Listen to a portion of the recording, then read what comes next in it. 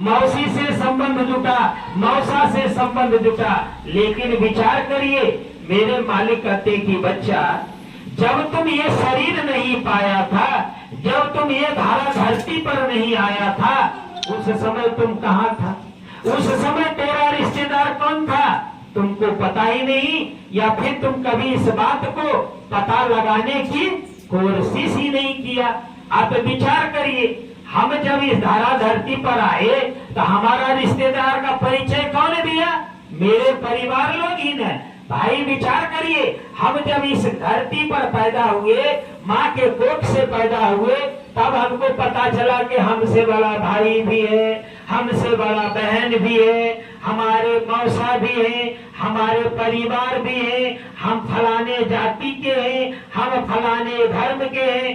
मेरे मालिक ने समझाया कि बच्चा विचार करो, जब तुम इस धारा धरती पर नहीं आया था तब भी तुम था, लेकिन कहाँ था?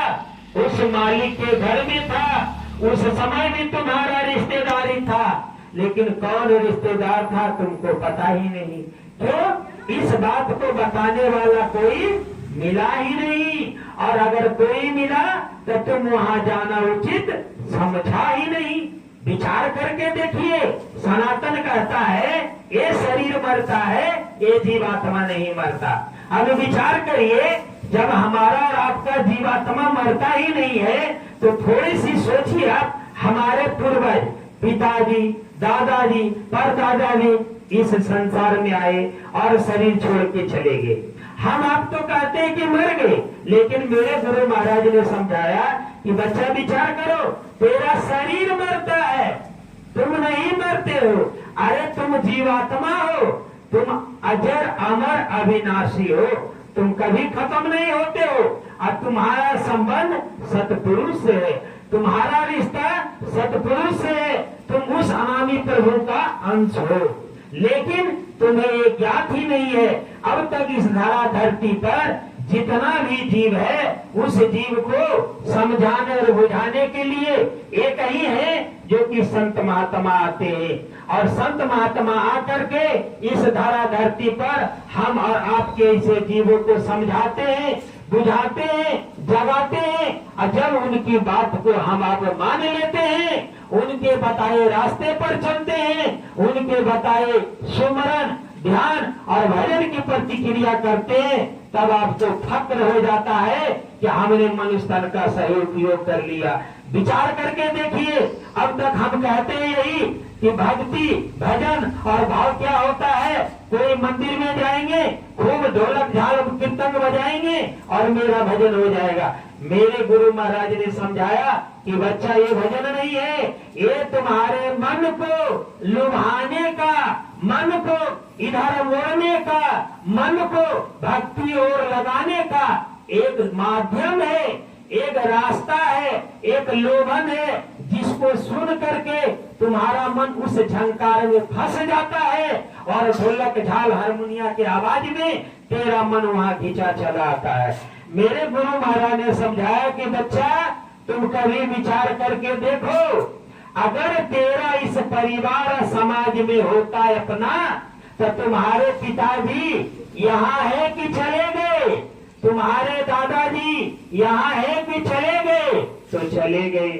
अब मेरे गुरु महाराज समझाए कि बच्चा विचार करो, वो आए कहाँ थे और कहाँ से चले गए, और आए तो क्या लेके आए और गए तो क्या लेके गए। अब हम आप विचार करिए, अभी हम जिस गांव में हैं, कोई हमसे पूछे आपका गांव कहाँ है तो फलाना गांव। हम जिस जाति में हैं, अगर कोई हमसे पूछे आप कौन जाति के हैं तो फलाना जाति के। लेकिन विचार करिए, मेरे गुरु महाराज ने साफ शब्दों में समझाया कि बच्चा विचार करो, जब तुम इस धारा धरती पर आया था, अपने दादाजी से पूछना, तुम अपने दादाजी से पूछना कि जब इस जमीन पर तुम पैदा हुआ था तो क्या यहाँ का रिश्तेदारी लेके आया था, यहाँ का संबंधी लेके आया था, यहाँ का धन दौलत लेके आया था, यहाँ का घर जमीन गांव लेके आया था? नहीं। अब विचार करिए, अगर हमारा जन्म इस गांव में हुआ है तो हम कहते हैं ये गांव मेरा है, ठीक। लेकिन अगर हम इस शरीर को त्याग देंगे, जब मेरा मौत हो जाएगा तो हमसे कोई पूछेगा मेरा गांव क्या है, तो हम क्या बताएंगे? इसलिए शरीर तो मेरा रहेगा ही नहीं, जीवात्मा मेरा मरता ही नहीं है, मेरी जीवात्मा अमर है। तो सच विचार करिए कि हमारा आपका निज घर कहाँ हुआ? अरे भाई, हम शरीर में आए आपके घर में, तो हम आपके बेटा होंगे, आपके रिश्तेदार होंगे, आपके संबंधी होंगे।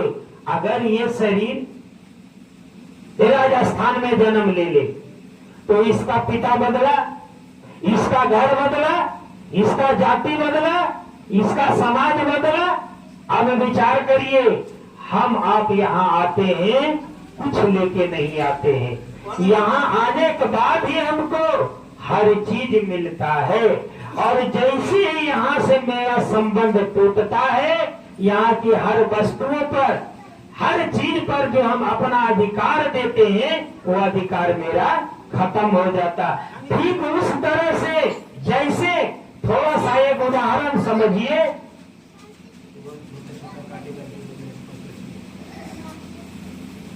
जैसे विचार करिए, उदाहरण के लिए हमारे आपके घर में एक बच्ची जन्म ली है। अब वो बच्ची जब तक नहीं जवान होती है, जब तक नहीं उसका किसी परिवार से संबंध और रिश्ता हम जोड़वाते हैं, तब तक वो बच्ची मेरे घर को क्या बोलेगी? मेरा घर है। मेरे जमीन को क्या बोलेगी? मेरा जमीन है, बोलेगी ना। अगर मेरे बच्चे हैं तो उसको की कहेगी? मेरा भाई है, मेरा चाचा है। लेकिन विचार करिए, जिस दिन उस बच्ची का रिश्ता हो जाए, जब वो बच्ची ससुराल चली जाती है, तो फिर यहाँ के जमीन को मेरा नहीं करती बेचारी, क्या कहेगी? मेरे पिताजी का है, मेरे भाई का है, लेकिन मेरा नहीं। अब वो मेरा किसको कहेगी? जहाँ उसका संबंध हुआ, जिस घर में उसकी शादी हुई, और वहाँ के संपत्ति को बोली मेरा संपत्ति है। विचार करिए, अरे भाई, जैसे ये शरीर जिस घर में जन्म लिया, उस घर के, समाज के, परिवार को, वस्तु को, धन दौलत को मेरा कहते हो।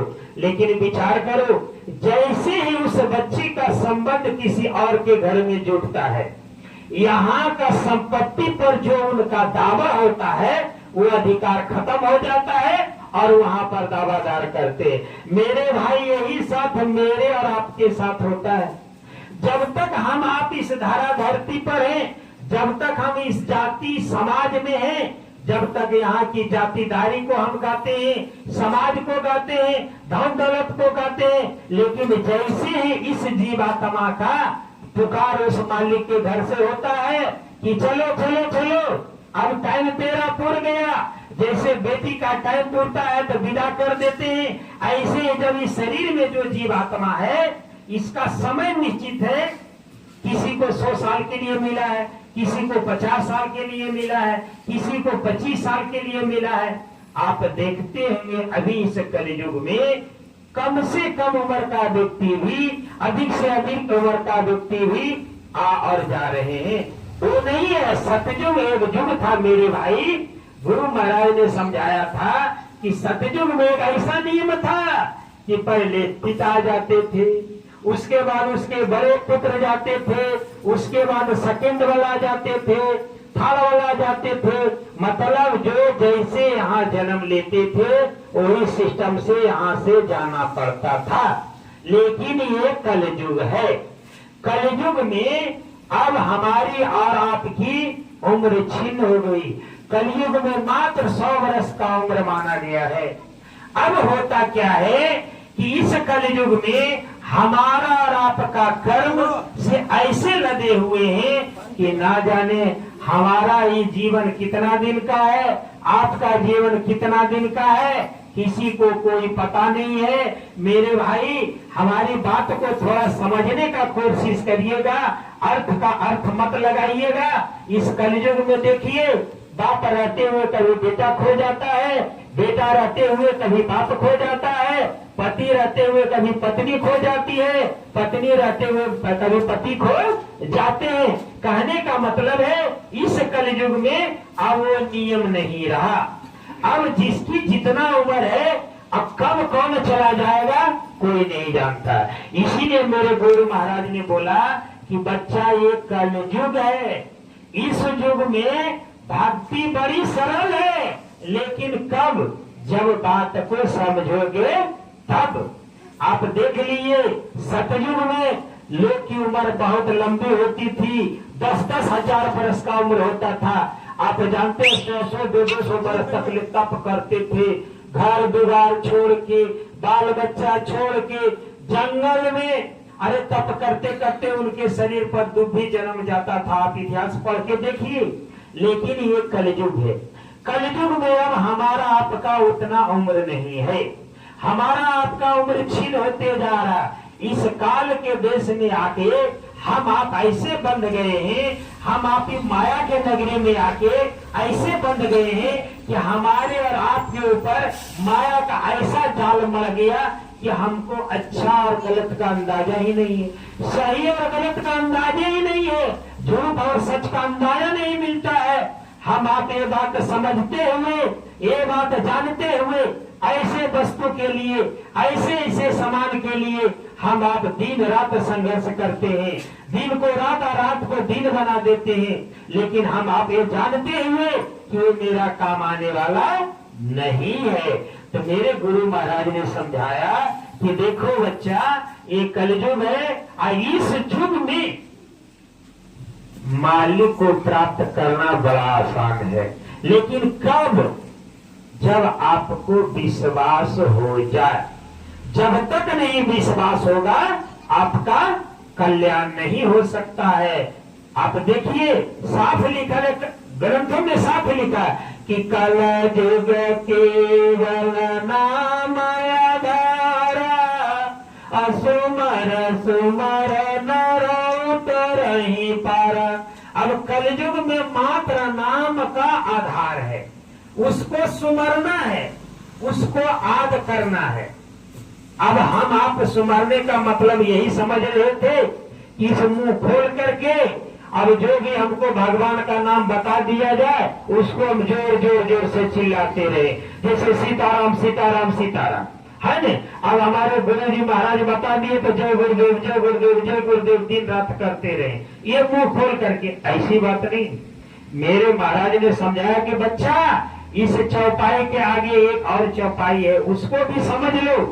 पहला चौपाई तो इतना समझे कि कलयुग केवल नाम आधारा, असुमर सुमर नर उतर ही पारा। मतलब कलयुग में नाम का आधार है, जिसको सुमर करके, मनन करके इस संसार से पार उतरा जा सकता है। लेकिन अगली कड़ी एक और है भाई, कि रहे नाम संत दीना, असत बिना कोई नहीं चीना। अब हर नाम से आप चाहेंगे कुछ भी बोले जाएंगे, उद्धार हो जाएगा, ऐसी बात नहीं है। आप पढ़ के देखिए। अरे भाई, जब त्रेता में राम आए तो राम के नाम से कल्याण हुआ, द्वापर में कृष्ण आए तो कृष्ण के नाम से कल्याण हुआ। लेकिन हमारा ग्रंथ कहता, देख लीजिए कि कलयुग में न तो राम आएंगे न तो कृष्ण आएंगे, तो कौन आएंगे? कली अवतार होगा। कली अवतार होगा तो क्या होगा? आप विचार करके देखिए। राम अवतार हुआ, जब राम इस धरती पर आए तो क्या किए? आप नजर उठा के देखिए और समझिए। लिखल है धर्म में, जब जग होई धर्म की हानि, अबारे सूर्य धमय अभिमानी, तब तब प्रभु धरि मनुज शरीरा, हरो कृपा निधि सज्जन पीरा। अब देखिए, अब रामायण को पढ़िए। अरे भाई, रावण तो बड़ा ज्ञानी था, वेद जानता था, लेकिन आप देखिए, उतना ज्ञाता रहते हुए भी, उतना पंडित रहते हुए भी उन्होंने क्या किया? सीता जी का हरण कर लिया। देखिए कहता क्या भी श्लोक बोला कि हर ही कृपा निधि सज्जन पीरा। तो सज्जन का मतलब वही होगा जो दुराचारी, अत्याचारी, पापाचारी से दूर हो। अब देखिए, रावण खुद राम की पत्नी पर निगाह लगा दिया, क्या वो अत्याचारी था या नहीं? विचार करिए। तो यहाँ कहता है चौपाई कि हर ही कृपा निधि सज्जन पीरा, जो सज्जन है उसका कष्ट हरेंगे और जो दुर्जन है उसको जीवन समाप्त कर देंगे। अब देखिए, उसी का भाई विभीषण जिसको राम ने अपना लिया, और उसी का भाई रावण जिसको राम ने सजा दिया। तो देखिए भाई, ये कलयुग है। अब कलयुग में न तो राम आएंगे न तो कृष्ण आएंगे। कौन होगा? कली अवतार होगा। कली अवतार होगा तो क्या होगा? पहले चौपाई कर दिया गया ने कि जब जब होगी धर्म की हानि, जब इस धरा धरती पर पापाचार बढ़ गया, अत्याचार बढ़ गया, तब तब सत्य की जब कमी हुई, वो सत्य का बोलबाला हुआ, तब तब भगवान मनुष्य शरीर का रूप धर करके इस धरा धरती पर आए और पापाचार का अंत किया, और जो सत्य मार्ग पर चलते थे उनको मदद किया और ये धरा धरती पर जीने का पूरे मौका दिया। तो विचार करिए, जब ये कलयुग में कली अवतार होगा तो क्या होगा? और राम मिला हुआ स्वरूप आएंगे जो कली अवतार होगा, और उस रूप में आकर के अत्याचारी को नष्ट करेंगे और धर्मचारी को मदद करेंगे। जैसे फिर एक धर्म की स्थापना होगी। जैसे आप देखिए, महाभारत उठा करके, महाभारत में कृष्ण भगवान ने अर्जुन को बहुत समझाया कि हे अर्जुन, तुम मान जाओ, है ना? अर्जुन 2 मिनट के बोला कि मैं युद्ध नहीं करूंगा। तो कृष्ण भगवान ने अर्जुन को उस मैदान में बोला कि अर्जुन, तुम पंथी मार के बैठ जाओ और तुम अपना तीसरा नेत्र खोल लो। तीसरा नेत्र का मतलब क्या है? आंख, कान और मुंह को बंद कर लो और दोनों आंख के बीच में अपने ध्यान को लगा दो। जब अर्जुन दोनों आंख के बीच में ध्यान लगाया, कृष्ण की दया थोड़ी सी हो गई, तब अर्जुन देखता क्या है कि महाभारत हो चुका। अरे हम जिनको अपना अपना गा रहे हैं वो सब मारे गए, और अर्जुन ऐसा रूप है जो सबको मार दिया। और कृष्ण का विकराल रूप देखा। अर्जुन को कृष्ण का रूप देख करके थोड़े उसकी रूहें कांपने लगी। बोला, प्रभु दया करिए, हमको आंख खोलिए, मैं आपका वही स्वरूप देखना चाहता हूँ जिस रूप में आप मेरे सामने खड़े थे। कृष्ण ने अपनी माया बदल दी और फिर अपना रूप ला दिया। अब अर्जुन पूछा कि हे प्रभु, जब महाभारत हो ही गया है, फिर हमको गांडी उठाने की जरूरत क्या है? कृष्ण बोले कि अर्जुन, जो होना है हो चुका है, करता जो करना है कर चुका है, लेकिन तुम्हारे द्वारा सिर्फ तेरा नाम उसमें जुटना है, इसलिए तुम गांडी उठाओ और रणभूमि में चले जाओ। ऐसे मेरे गुरु महाराज ने कहा कि बच्चा, आने वाला समय में जो इस धारा धरती पर अत्याचार होगा, भूकंप होगा, जमीन फटेगी, देश देश में लड़ाई होगी, एटम बम फटेंगे और बहुत से लोग मारे जाएंगे।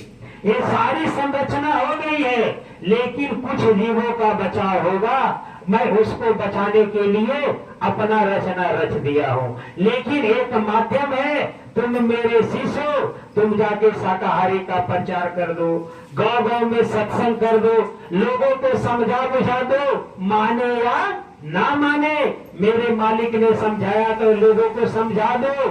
अरे मनुष्य तन मिला है तुमको अपने जीवात्मा को कल्याण कराने के लिए, ना कि दूसरे जीव को पका के खाने के लिए।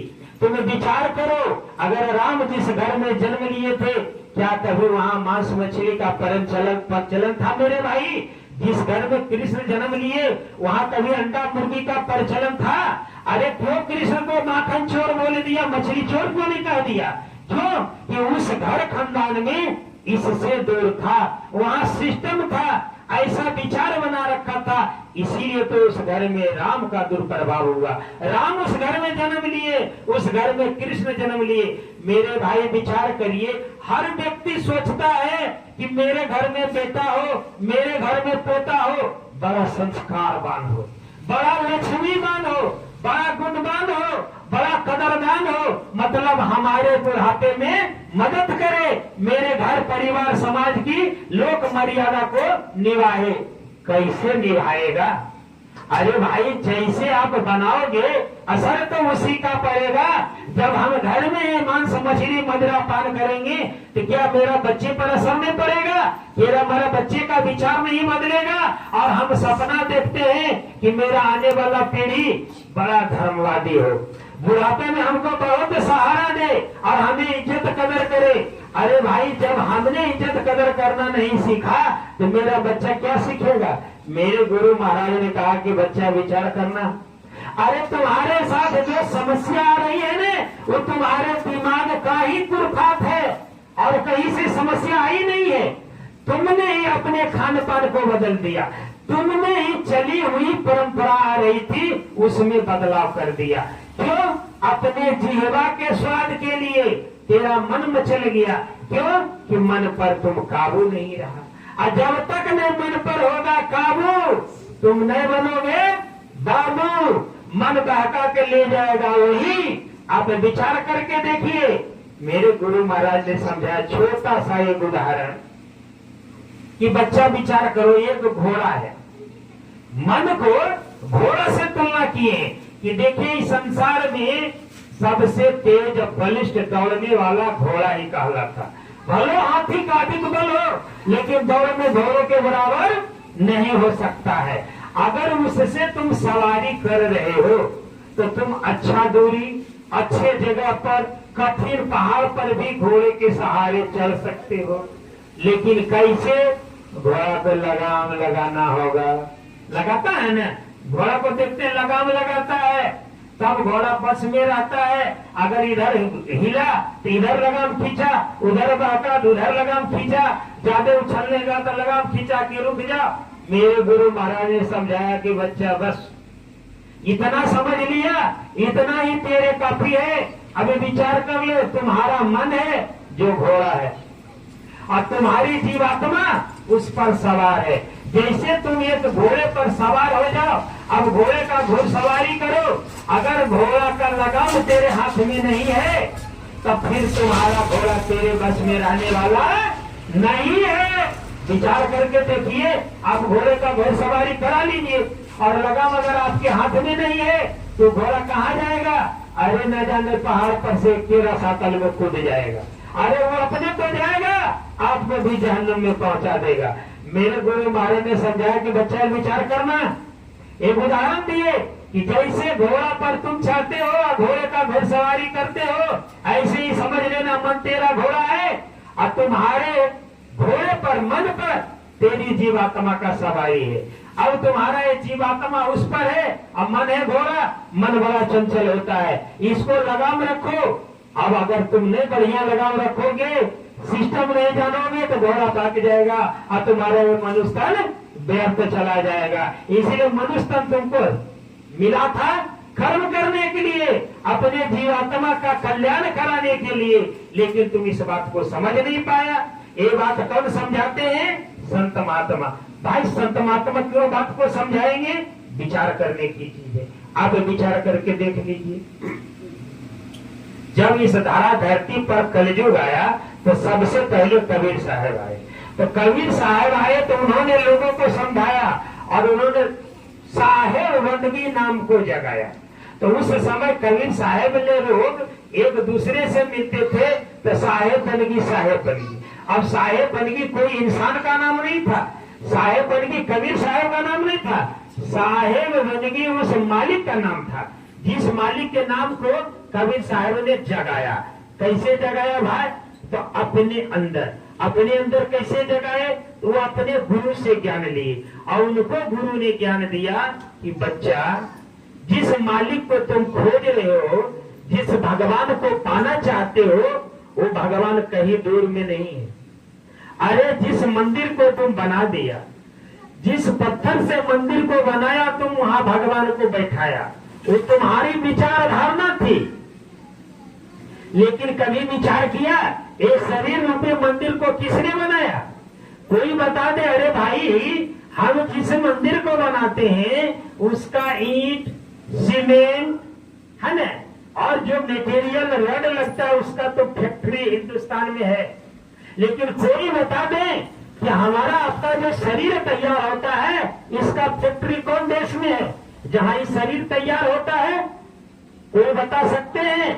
संत महात्मा बताते कि बच्चा देखो, जिस फैक्ट्री से तेरी शरीर तैयार होता है इसका फैक्ट्री माँ का गर्भ है। माँ के गर्भ में तुमको ये शरीर तैयार किया गया और 4 महीने के बाद उसमें जीव डाला गया। अब विचार करिए, हर माता बहन जानती है कि जब 4 महीने के बाद जब उस मांस लोथड़े में जीवात्मा जाता है तो उनको आभास हो जाता है कि हमारे पेट में जो बच्चा है उसमें प्राण आ चुका है। कैसे कि 3 महीना तक ले वो लोथड़ा पड़ा रहता है, लेकिन जब 4 महीना हो जाता है तो उसमें मालिक की दया से जीव, प्राण, रूह, स्रोत जिसको कहते हैं प्रवेश कराया जाता है। और जब वो प्रवेश कराया जाता है तो बच्चा हलचल करना शुरू कर देता है, पैर हाथ चलाना शुरू कर देती है। तो माता बहन समझ लेती है कि मेरे पेट में जो बच्चा वो हलचल कर रहा है। तो देखिए, ये शरीर रूपी मंदिर को बनाने के लिए किस परमात्मा की जरूरत पड़ी? उस मालिक को। कोई मिस्त्री शरीर को बना पाया? उस मालिक ने ही बनाया। और इस शरीर में इस जीवात्मा रूपी किसने बैठाया? उस मालिक ने बैठाया। अब मेरे गुरु महाराज समझाए कि बच्चा विचार करो, एक शरीर तेरा है जो मालिक ने बनाया मंदिर, और इसमें जीवात्मा बैठाया। एक मंदिर तुम बनाते हो ईंट पत्थर का, उसमें भगवान की मूर्ति बैठाते हो, तेरी आस्था है, बहुत अच्छी बात है। लेकिन सीखने के लिए कि जिस मंदिर में आपने मूर्ति को बैठाया अपने से, अगर उस मंदिर में कोई चप्पल पहुंचा दे तो मार हो जाएगा, होगा कि नहीं होगा? अगर कोई गलत वस्तु पहुंचा दे तो मार हो जाएगा। लेकिन विचार करिए, ये शरीर रूपी मंदिर में जैसे आप ईंट पत्थर का मंदिर बनाए, उसमें भगवान को बैठाए। आपका धन धन मैं आपका सम्मान करता हूँ, विरोध नहीं करना हो बल्कि समझने का एक उदाहरण दे रहा हूँ। अब ऐसे ही ये शरीर रूपी मंदिर है, इसमें जीवात्मा रूपी बैठ गया। अब इस जीवात्मा हमारे शरीर में बैठा हुआ है, जिसके बदौलत मेरा आपका शरीर चल रहा है। लेकिन इस शरीर में हम डाल क्या रहे हैं? मांस, मछली, मदिरा।